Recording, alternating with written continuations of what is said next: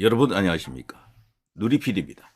자, 풍요와 다산의 상징 뱀, 그 중에서도 푸른 뱀의 해 을사년입니다. 2025년 힘찬 시작과 함께 알찬 결실이 있는 한 해 되시기 바랍니다. 자, 여론조사, 신년 여론조사 이제 폭포처럼 쏟아질 텐데요. 제일 먼저 이제 나타난 게 이제 동아일보 신년 여론조사입니다. 차기 주자 여론조사. 이게 지금 벌써 언급될 정도로 상황이 좀 이상하기도 하죠. 그렇지만 끝내 조기 대선은 없을 것으로 희망하고요. 그렇게 될 것으로 이제 보고 누리 PD도 거기에 집중하고 있습니다. 자, 그렇지만 이 여론조사 나름으로 좀 살펴볼 필요가 있습니다. 대부분의 언론사가 이 신년 여론조사를 할 겁니다. 자, 거기서 결과적으로 어떤 수치를 잡아내느냐 이게 굉장히 중요한데요. 자, 차기 대통령 적합도 이재명 39.5 뭐 그리고 기타인데요. 여기에 놀라운 변화가 있습니다. 놀라운 변화가. 이렇게 보시면요. 다자구도에서는 보수 쪽에서 어쨌거나 3명 구분상으로 그렇다는 얘기죠. 국민의힘 소속이면 일단 보수를 일단 보고 이제 그렇게 가는 거죠. 그리고 저쪽에 이제 좌파 쪽에 2명 이렇게 지금 나와 있는데요. 물론 이 밑에도 이렇게 하위권도 있는데 이렇게 이제 5명 정도로 추려 볼 수가 있겠죠. 참고로 이 5명의 합을 보면요.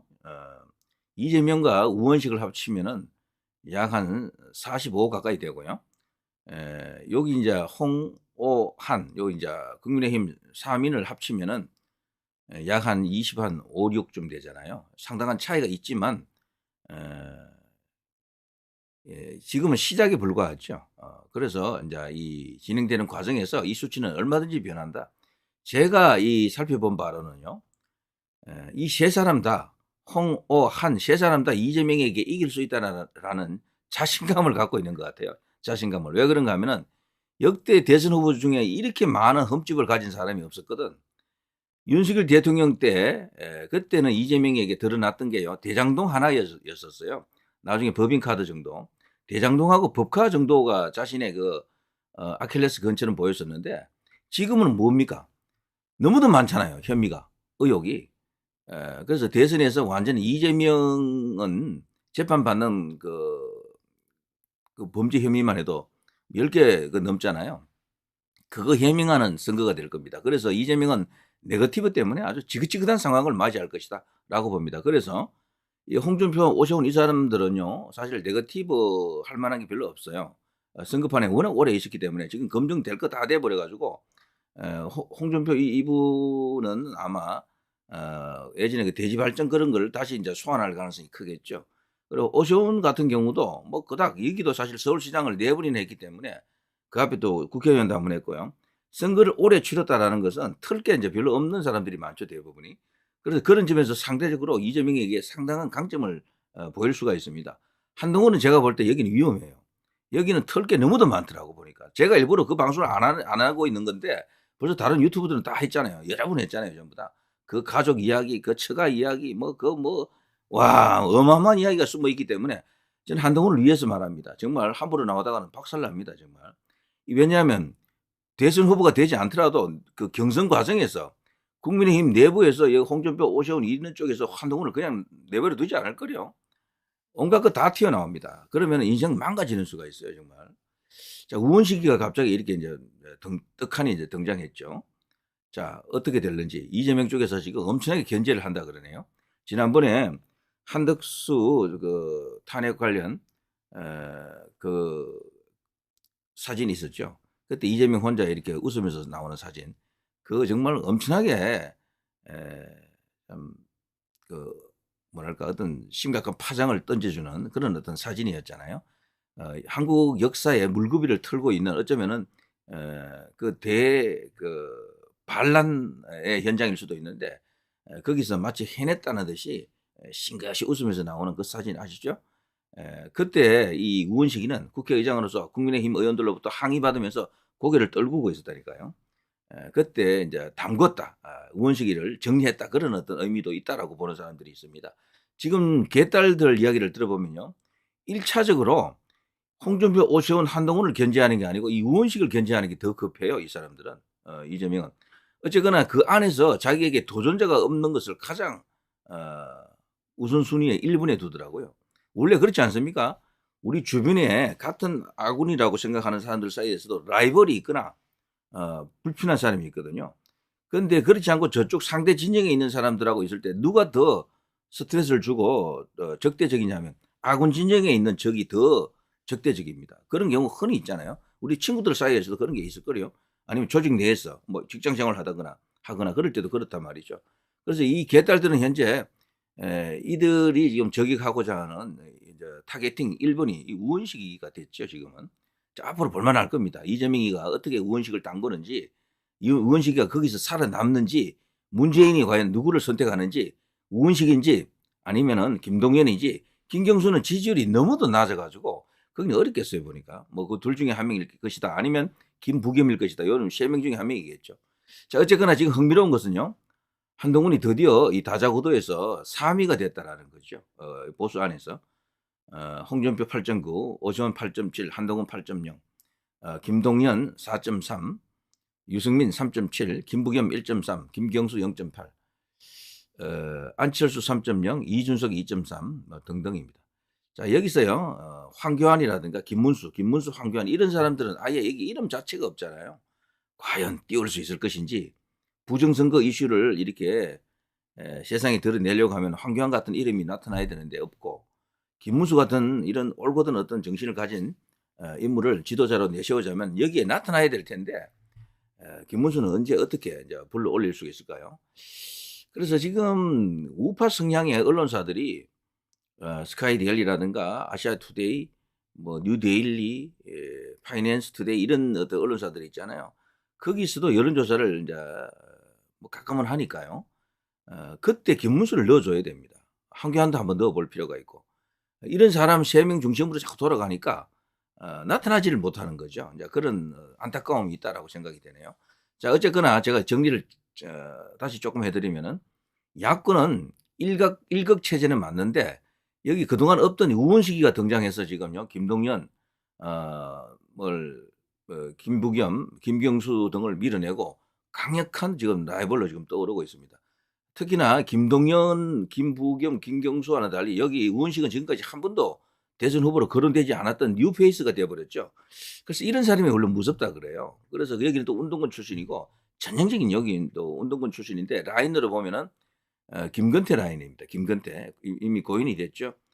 그래서 이 사람은 나름대로 뭐 이렇게 괜찮다 평을 듣고 있긴 하더라고. 그렇지만 여기도 이념적으로는 반국가 세력이 범죄에 들어갈지도 모르죠. 이런 사람이 지금 국회의장이 되어 있는 겁니다.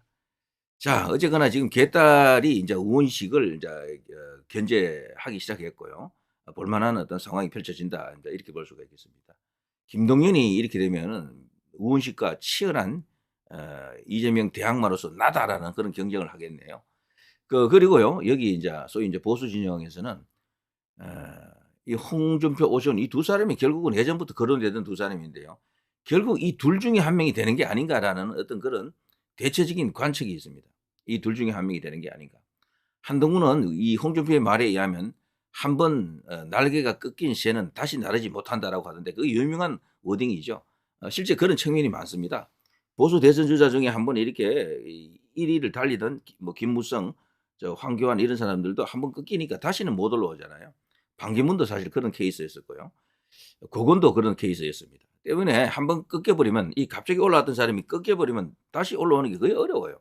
한동훈은 과연 어떨는지 한번 지켜봅니다. 저는 한 번 더 이야기합니다.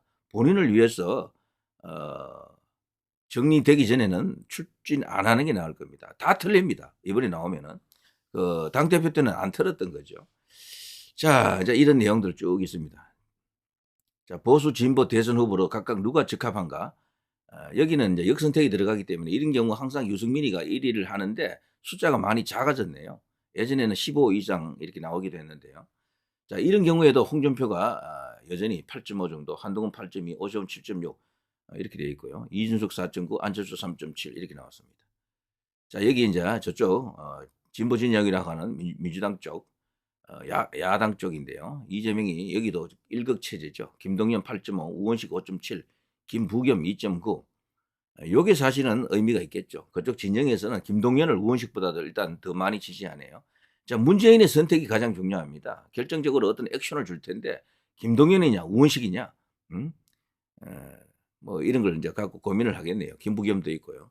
김경수는 왜 이렇습니까? 항상 1 뭐 이렇게 나오는데 1 혹은 2 이렇게 나오는데 너무도 여기 인지도가 낮고 여기 사실은 사람이 이제 이 국민들에게 많이 알려져 있지 않아서 그런 것 같아요. 이 김경수는. 그리고 이 경남권에서는 좀 많이 알겠지만 이 전국적 인지도가 약하다라고 이제 볼 수가 있습니다. 참고로 이 우원식은요. 한때 이 이제 국회의장 선거에 나오기 전에 개딸들이 은근히 이 우원식을 또 지지도 했어요, 사실은. 근데 추미애하고 싸워서 이겼는데 다들 추미애가 될 줄 알았잖아요.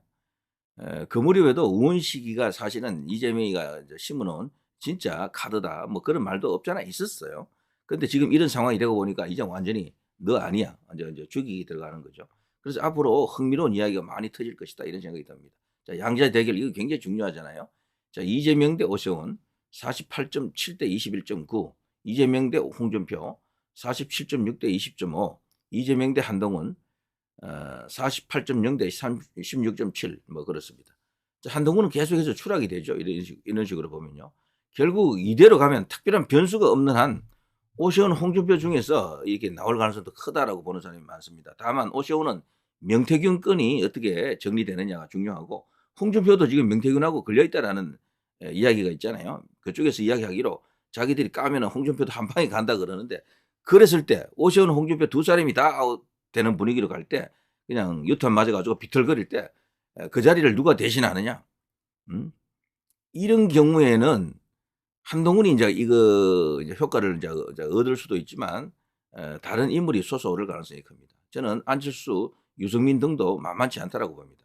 조금 더 두고 보면 아시겠습니다만. 자, 그러나 우리의 바람은 그런 사람보다도 선명한 대한민국적 우파적 보수적 가치를 갖고 있고 그리고 당면한 여러 가지 반국가 세력들 나라가 너무도 어지럽습니다. 정상화가 필요하잖아요. 국가 정상화에 한 걸음 다다를 수 있는 사람들 김문수, 황교안 이런 사람들이 부상하는 것을 희망하죠. 자, 이런 여론조사 동아일보에서 뽑아낸 건데요. 상당히 흥미롭습니다. 다른 여론조사는 또 어떨는지 그건 그때 가서 또 한번 살펴보도록 하겠습니다. 자, 이거 보면요. 해볼만 하다라는 그런 생각을 갖는 어떤 그런 현상도 완전히 근거가 없는 것은 아닌 것 같아요. 이재명이가 지금은 이렇게 우뚝해 보여도 이거 막상 게임 들어가면 이거 무너질 가능성이 큽니다. 솔직히 제가 볼 때는. 자, 누리 PD 김준이었습니다.